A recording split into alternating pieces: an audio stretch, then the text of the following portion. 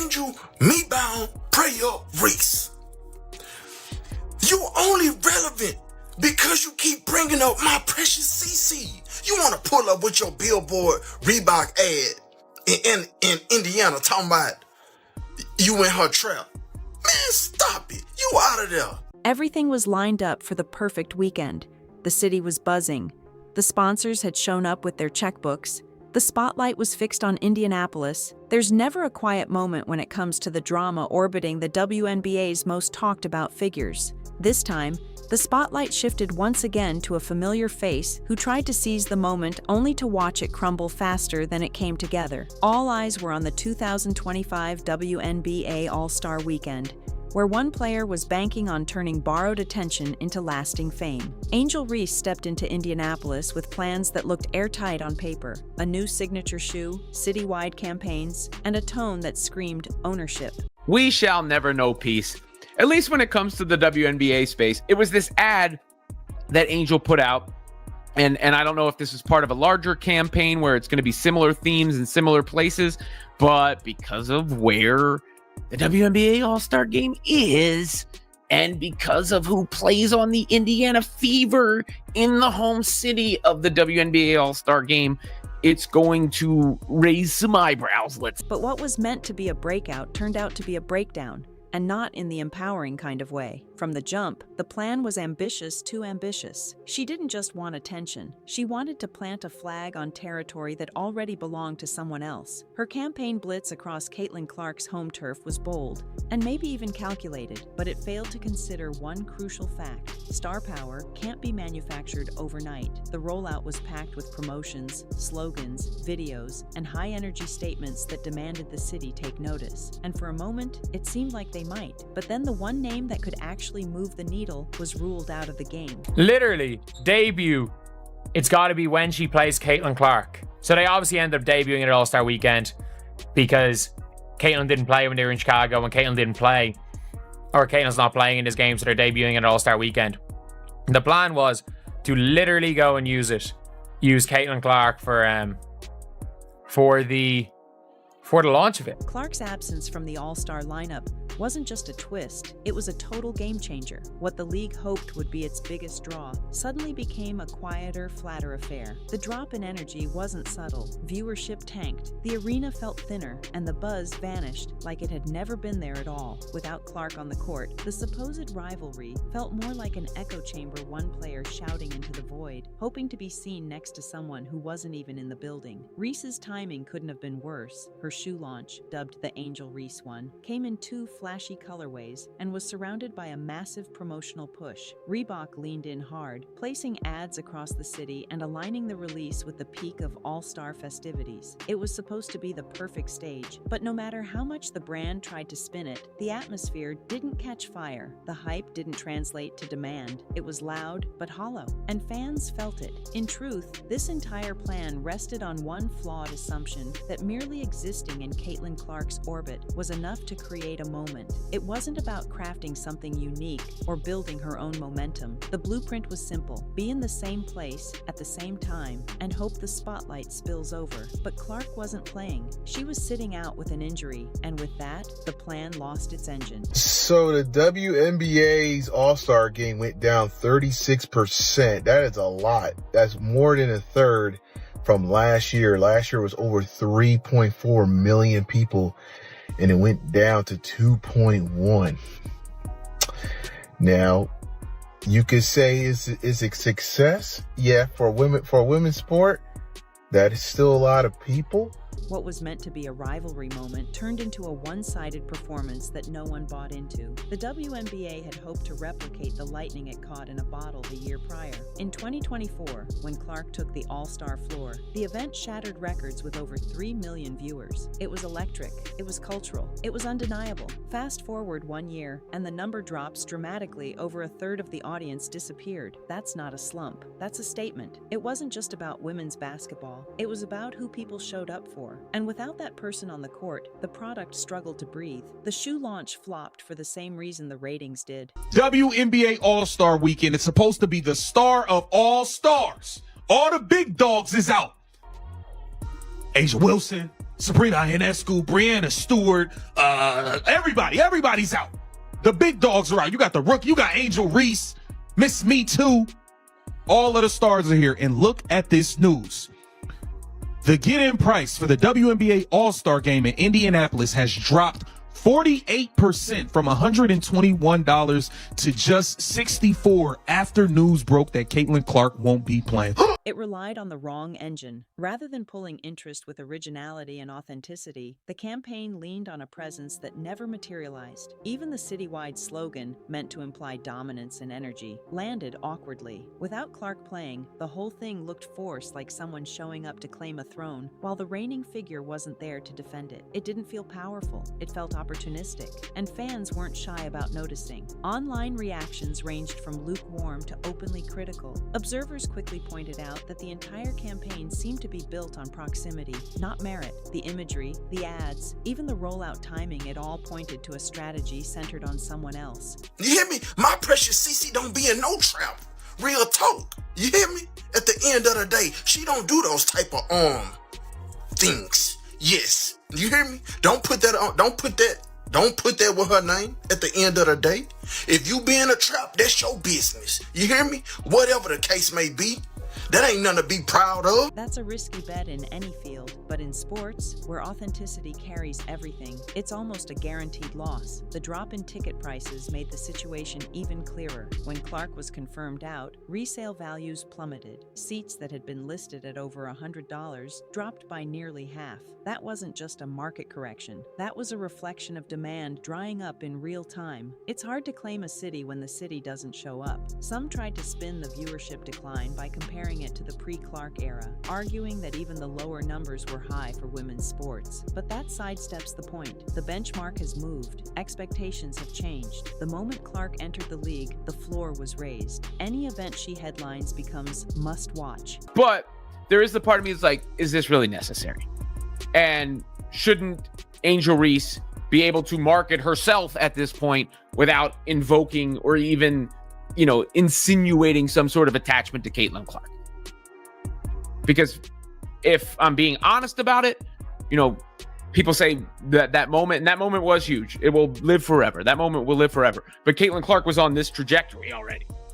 And if anyone has benefited more from the attachment, at least from an attention standpoint. And if she's not involved, the vacuum is obvious. Reese had the visuals. She had the resources. But what she didn't have was the momentum. And momentum can't be copied. It can't be printed on a billboard or stitched into a sneaker. It has to be earned. Clark's rise wasn't the result of clever marketing. It was built through years of work, highlight plays, clutch moments, vulnerability, and connection with fans that felt real. That kind of loyalty can't be bought. By contrast, the Reebok release came off as noise. The shoes launched with flair, but not with meaning. The reception wasn't hostile. It was worse, it was quiet. Even her brand backers seemed to understand this. Internal chatter revealed that the company was banking on Clark's presence to boost the optics. Their strategy was clear: make Reese relevant by association, not by performance. But at the same time, it really isn't a success, because think about it. It's the only sport playing.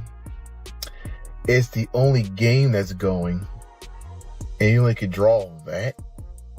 So, and this is with all the stars. Remember, guys. By the time All Star Weekend wrapped up, the contrast couldn't be more visible. One player had the city, the numbers, and the attention, even while sitting on the bench. The other had an empty stage and a campaign that couldn't find traction. And when Reese posted afterward, subtly suggesting the fun was thanks to the players and not the crowd, it read more like deflection than celebration. This wasn't just a missed opportunity, it was a case study in how not to build a brand. Reese didn't stumble because she aimed high. She stumbled because she aimed sideways, trying to grab attention through someone else's spotlight instead of creating her own, and the fans saw right through it. Reese's message, posted as the weekend ended, came off as a strange footnote. Instead of addressing the audience that filled the arena or the city she tried to claim. Here, everyone with credit card debt is lining up to get the Angel Reese signature shoe. Here, it gives you the power of the rebound. Bang! Again! Burn! Will she save it? No! What everyone's paid to see, the Angel Reese rebound! Bang! Kelsey Plum makes the shot, she'll get more money. Bang! We show up and show out for our rebounding queen. Yes! Bang. I love rebounds. Yes! Hey, Jimmy, did you see that last rebound? It was so sick. Yeah, she did it again! Rebound!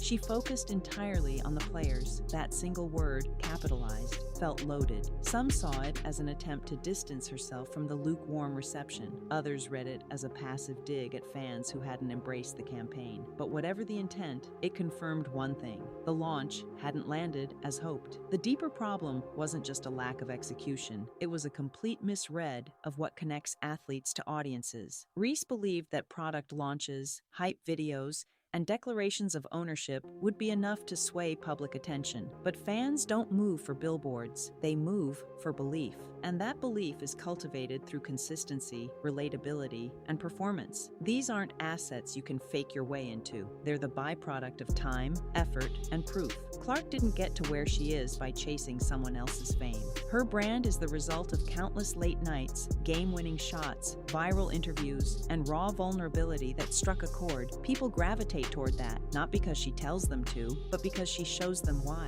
That's why her shoes sell out in seconds, why resale prices triple within hours, and why networks beg for her airtime. It's not about product, it's about presence. Compare that with Reese's approach, which relied more on staging than substance. From the promotional slogans to the photo ops, it all felt like it was trying to skip the steps. Instead of earning the moment, the rollout assumed it could shortcut the process by pointing towards someone else's spotlight and stepping inside of it. But spotlights aren't transferable. They follow the person, not the plan. Even some of the more forgiving fans had a hard time justifying the tone. The messaging felt overly aggressive, even when there wasn't anyone to challenge. There's a fine line between confidence and posturing, and this campaign leaned heavily toward the latter. The result was a launch that looked strong on the outside but collapsed under its own weight once examined up close. The viewership numbers made that clear. The Friday night events during All Star Weekend managed to pull in a decent crowd. The three-point contest and skills challenge even outperformed expectations. But the reason was obvious. Fans were still clinging to hope for a Caitlin Clark sighting. They were chasing the afterglow of her presence, not tuning in for Reese. That distinction matters. By Sunday, when the marquee event took center stage, the truth was undeniable. Without Clark, the All-Star game simply didn't feel all-star. The drop in ratings wasn't just numerical, it was emotional. You could feel the difference. The energy, the anticipation, the investment, it all took a hit, and that loss couldn't be patched over with a flashy campaign or a signature sneaker. The rollout also overlooked a key reality. Clark's momentum isn't fueled by brands. It fuels brands. When Nike signed her to a multi-year deal, it wasn't a gamble. It was a reward. They recognized that her presence alone could drive revenue in ways few athletes can. Her upcoming signature release isn't just expected to sell, it's projected to become a landmark in women's sports marketing. Analysts believe it could break $100 million in revenue. That kind of projection doesn't come from clever design, it comes from trust. Reese's campaign couldn't replicate that because it didn't come from the same place. It came from strategy, not story, from design, not demand. The shoes themselves may have been solid, but they didn't carry the weight of real connection. And in this space, that's everything. Fans don't buy shoes because of logos. They buy them because of meaning. That meaning was nowhere to be found in Reese's rollout. The reception wasn't harsh, it was indifferent. That's worse. At least criticism indicates people are paying attention. But what Reese got was a collective shrug. No one lined up outside stores. No one flooded social media with unboxing videos. The campaign came and went, leaving behind nothing but echoes. Even the company backing her seemed aware of the issue. In behind-the-scenes clips, there were moments where Reebok staff openly discussed how important it was to align Reese with Clark for visibility. That kind of conversation exposes the core flaw in the entire plan. If a brand only sees value in a player when someone else is standing beside them, that's not endorsement, that's dependency. It didn't help that the timing further underscored the contrast. Just weeks earlier, Clark's Nike collaboration had sold out instantly, with resale markets exploding. Reese's release, on the other hand, hit the market with a thud. The buzz didn't build, the excitement didn't spread, it stalled at the gate. The difference in reception wasn't just about preference, it was about presence. Clark has spent years building that. She's given fans reasons to care. She's delivered on the court, she's opened up off the court, and that consistency created a fan base that isn't just passive, it's protective. They're invested in her journey, which means every step she takes feels like part of a larger story. Reese hasn't created that yet, and trying to fast-track it through someone else's narrative only made the gap more visible. The saddest part in all of this is that it didn't have to go this way. Reese had a real opportunity to carve her own lane. She had the tools, the exposure, and the moment. But rather than building something original, the strategy leaned too heavily on comparison. The campaign wasn't Reese's moment. It was an attempt to replicate someone else's, and fans could feel that. By the end of All Star Weekend, the difference was painfully clear. One player's absence was felt in every corner of the event. The other player's presence barely moved the needle. And when the crowd thins, the ticket prices crash and the ratings dip. The message is clear. You can't substitute one for the other, and you can't crown yourself while the throne is still warm. Authenticity matters. That's what this weekend proved more than anything. Fans aren't fooled by shiny rollouts or loud taglines. They respond to stories, effort, and legacy, and those can't be mimicked. Reese may still find her own lane, but this attempt only highlighted how far she is from owning the spotlight she tried to step into. As the dust settled, the echoes of the weekend weren't about triumph, but about the consequences of overreach. Angel Reese tried to seize a moment that was never truly hers, and what could have been a fresh chapter became a glaring reminder of what happens when someone tries to shortcut stardom. The audience didn't reject her because they disliked her. They rejected the attempt to fabricate relevance through someone else's narrative. All the signs were there: the energy in the arena, the online discourse, the resale markets, even the body language in interviews. Reese was trying to assert herself, but the more she tried, the more disconnected it all felt. You can't will influence into existence by shouting louder. You earn it in the quiet, the moments when the camera isn't rolling, when the fans still show up, when the pressure's real and the performance rises. That's why the ticket collapse wasn't just about pricing, it was symbolic. In a city filled with billboards declaring her arrival, people chose not to show up, not because of who she was, but because of who wasn't playing. The moment Clark's absence was confirmed, the value of the event was cut in half. That's not just unfortunate, it's telling. And even in her absence, Clark managed to command the conversation. Every talking point, every comparison, every measure of success or failure was rooted in her presence or lack thereof. That's what real influence looks like. Not screaming for attention, but effortlessly receiving it. Not grabbing headlines through confrontation, but creating moments that people remember. Reese's attempt at boldness morphed into desperation in real time. Her "I'm in your city" slogan, meant to radiate dominance, ended up sounding like a hollow claim no one believed. Without resistance, the message lacked weight. Without competition, the takeover rang false. What was supposed to be a power move came off more like a placeholder. And worse, it cast a spotlight on the very insecurity it was trying to hide. Even the follow-up narratives didn't help. As Reese tried to frame the weekend as a personal win, focusing on the camaraderie between players, the broader audience wasn't buying it. The disconnect had already been cemented. The fans weren't angry, they were indifferent. And for someone trying to build a lasting presence, indifference is the most damaging outcome of all. Then came the comparisons. Not just in shoes, ratings, or followers, but in purpose. Clark's journey has always been fueled by more than image. She didn't set out to dominate headlines. She just played the game better than almost anyone, and the public responded in kind. That's what made her Nike deal resonate. That's what made the sneaker sellouts meaningful. These weren't just products. They were milestones earned through relentless work and unshakable consistency. Meanwhile, Reese's rollout tried to simulate that success. But simulated success always comes with a shelf life. And when the lights dimmed, when the sales didn't match the noise, the illusion cracked. It wasn't just that the campaign failed to soar, it showed the difference between a narrative that's real and one that's constructed. What's worse is the wasted opportunity. With the platform she had, Reese could have set a new standard, introduced something that felt personal, even vulnerable. But the strategy chose bravado over connection, performance over presence, noise over nuance. And in doing so, it missed what makes a true star resonate with people across generations. Fans don't flock to athletes who scream the loudest. They invest in those who prove their worth again and again, even when no one's watching. That's what separates names on a billboard from legends in the game. It's not about who can demand the spotlight. It's about who the spotlight finds even when they're off the court. And make no mistake, mistake. This wasn't a loss just for one athlete. It was a warning shot to the entire league. The ratings collapse, the plummeting ticket sales, the lifeless atmosphere, these weren't isolated incidents. They were symptoms of a deeper issue, the league's over-reliance on a single figure to drive excitement. Without Clark, the machine faltered. Without her gravity, the other pieces drifted. This imbalance isn't sustainable if the WNBA wants to build a foundation that lasts. It needs more than one name, but it also needs to recognize the difference between earned elevation and forced exposure. Stars can't be manufactured. They emerge, they rise, and when they do, it's because the public sees something genuine, not because a marketing team told them to. Angel Reese has the tools to grow, but growth requires reflection. It requires understanding that image can't replace impact, that claiming relevance isn't the same as demonstrating it, that presence in the headlines means little if it doesn't translate to presence in the hearts of fans. If anything, the fallout from this weekend should serve as a lesson not just for her, but for anyone trying to shortcut their way to legacy, because in the end, the scoreboard doesn't lie.